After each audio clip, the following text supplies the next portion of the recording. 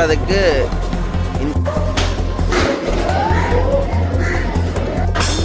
ஆலயத்துக்கு பின்பக்கத்தில் பார்த்தீங்கன்னா இந்த நேர்த்தி கடன் வளர்றதை கண்டுதான் இங்கே கொடியேற்றம் நடைபெறும். பார்த்தீங்கன்னா இப்போ ஒருத்தருக்கு முருகப்பெருமான் காட்சி அளித்திருக்கிறார். ஒரு கலை வந்து இந்த இடத்துல. தாய் தமிழருக்கு வணக்கம். நாங்கள் இன்றைக்கி எங்கே நிற்கிறோம் என்று பார்த்தீங்கன்னா செல்லச்சன்னதி முருகப்பெருமான் ஆலயத்தில் இருக்கிறோம். இன்றைக்கு செல்லச்சன்னதி முருகப்பெருமான் ஆலயத்தில் வருடாந்த மகோத்சவத்தை முன்னிட்டு இன்றைக்கு கொடியேற்ற வைபவம் நடைபெற போகுது. கொடியேற்ற வைபவம் என்றது இங்கே வள்ளிக்கொடி அந்த குறித்த திதியில் முளைக்கப்படுவதால் இங்கு கொடியேற்றப்படுகிறது. அதை முன்னிட்டு பார்த்தீங்கன்னா இன்று நண்பகல் 12 மணிக்கு அந்த கொடியேற்ற வைபவம் நடக்கிறது. அதை முன்னிட்டு நாங்கள் காணொலியை பதிவிட்டு வந்திருக்கோம். எத்தனை பேர் இன்றைய செல்லச்சன்னதி ஆலயத்துக்கு வர முடியாமல் இருக்குங்களோ அவ்வளோ பேர் இந்த காணொலியை பார்த்து முருகர் தரிசனத்தை பெற்றுக் கொள்ளுங்கள். மறக்காமல் இந்த சேனலை சப்ஸ்கிரைப் பண்ணி வச்சுருந்தீங்கன்னா நான் செல்லச்சன்னதி ஒவ்வொரு நாளும் அப்டேட் தந்து கொண்டிருப்பேன். மறக்காமல் காணொலியை ஷேர் பண்ணுவோம். இப்படியே உள்ள போய் பார்ப்போம். முருகப்பெருமான தரிசனம் கிடைக்குது. மறக்காமல் சப்ஸ்கிரைப் பண்ணி லைக் பண்ணுவோம். அப்படி தொடர்ந்து பார்ப்போம். மட்டக்களப்புலேருந்து பாத யாத்திரைகளாக பார்த்தீங்கன்னா சுவாமிகள் வந்திருக்கிற அடியார்கள் முருக அடியார்கள் எண்ணிதியின் தருவான் செல்வ சென்னதியான் ஆலயத்தின் இன்றைக்கு வராந்த மகோத்சவ பெருவிழா முன்னிட்டு இன்றைய தினம் கொடியேற்ற வைபவம் நடக்க போகுது. அதை முன்னிட்டு பார்த்தீங்கன்னா இன்றைக்கு பக்தர்கள் ஆலயத்துக்கு வந்து கொண்டிருக்கணும். சித்தர்களும் இந்த இடத்துக்கு சுவாமி அடிகளும் வந்து கொண்டிருக்கணும். கொடியேற்றத்தை முன்னிட்டு பார்த்தீங்கன்னா இதில் அர்ச்சனை செய்வதற்கு அடியார்கள் வந்து அர்ச்சனை செய்து கொண்டு நிற்கிறோம்.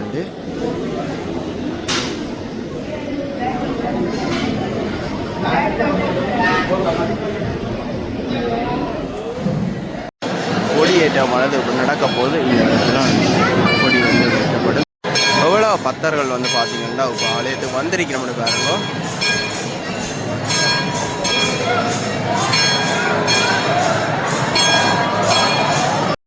நேர்த்திகளுக்காக பார்த்தீங்கன்னா இதில் தேங்காய்கள் உடைக்கப்படுது தலைகளை சுற்றி.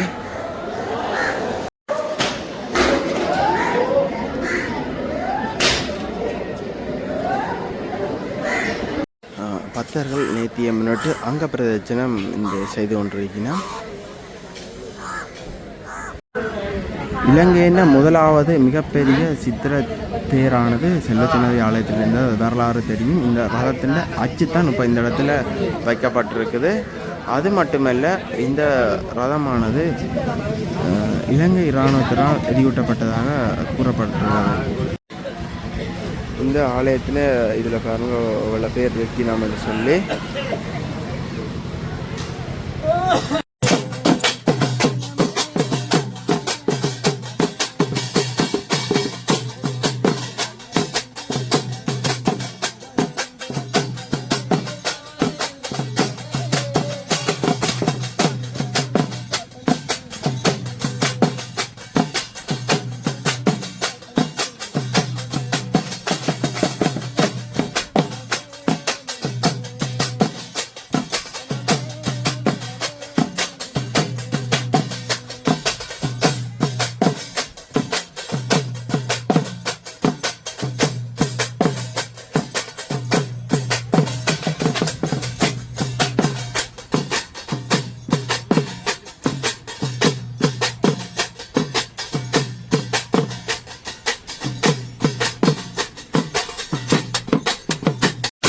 புலம்பெயர் தேசத்திலேருந்து வந்து பார்த்தீங்கன்னா உறவுகள் இந்த இடத்துல நேர்த்திக்கடனுக்காண்டி காவடிகள் எடுக்கணும். புலம்பெயர் தேசத்திலேருந்து வந்து எங்களை இது தங்கச்சிகள் பார்த்தீங்கன்னா இதில் பால்குடம் எடுத்து ஆடினோம்.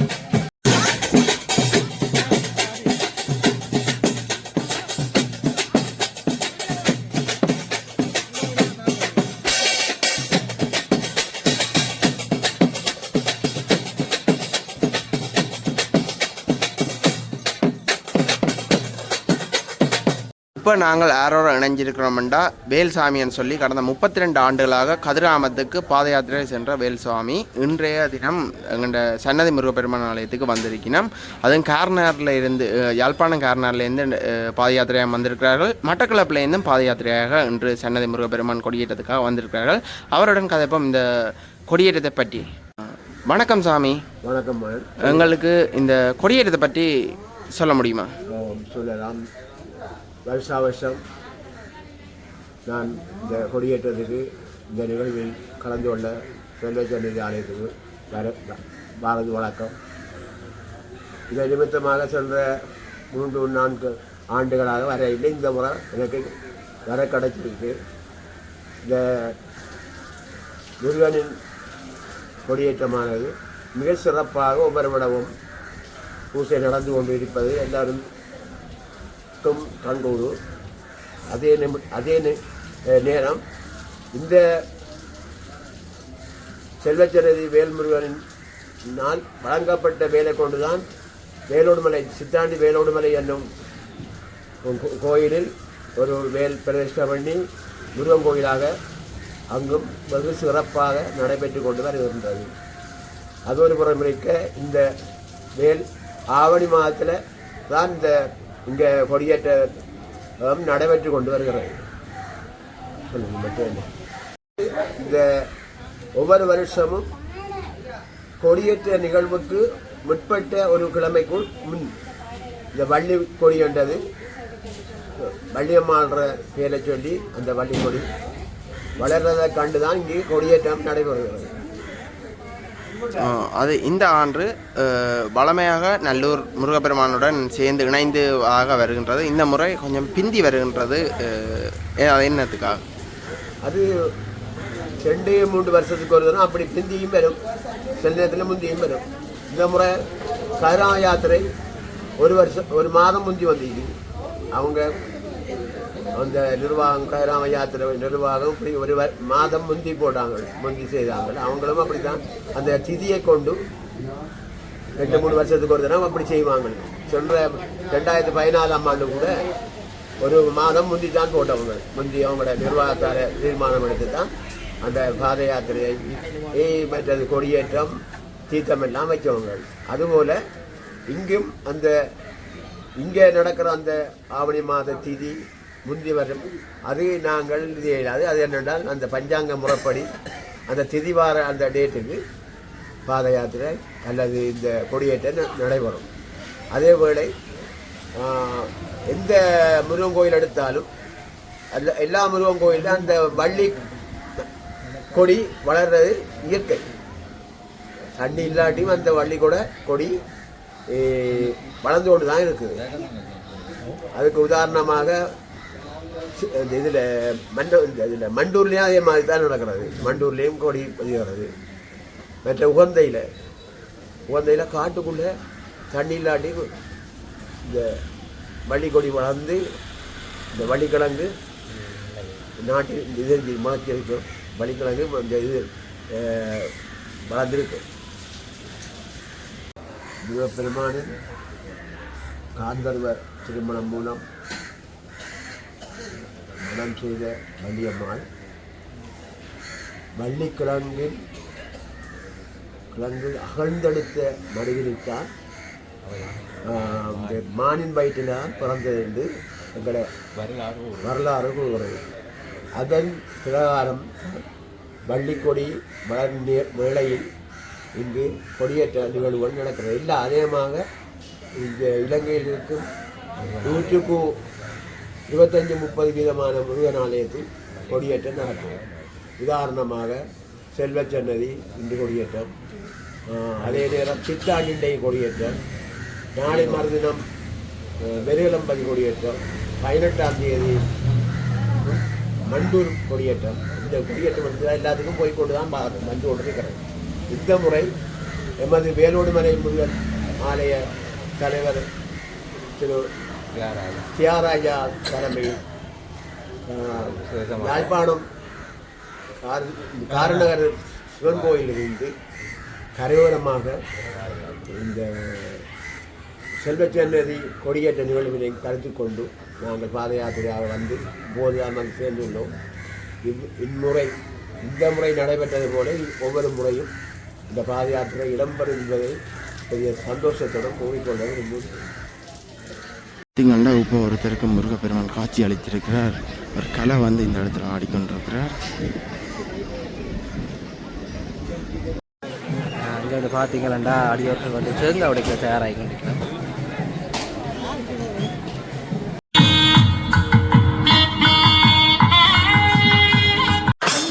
ஆலயத்துக்கு பின்பக்கத்தில் பார்த்தீங்கன்னா இந்த நேர்த்தி கடன்கள் செய்கிற இடத்துல பஜனை நடந்து கொண்டிருக்குது.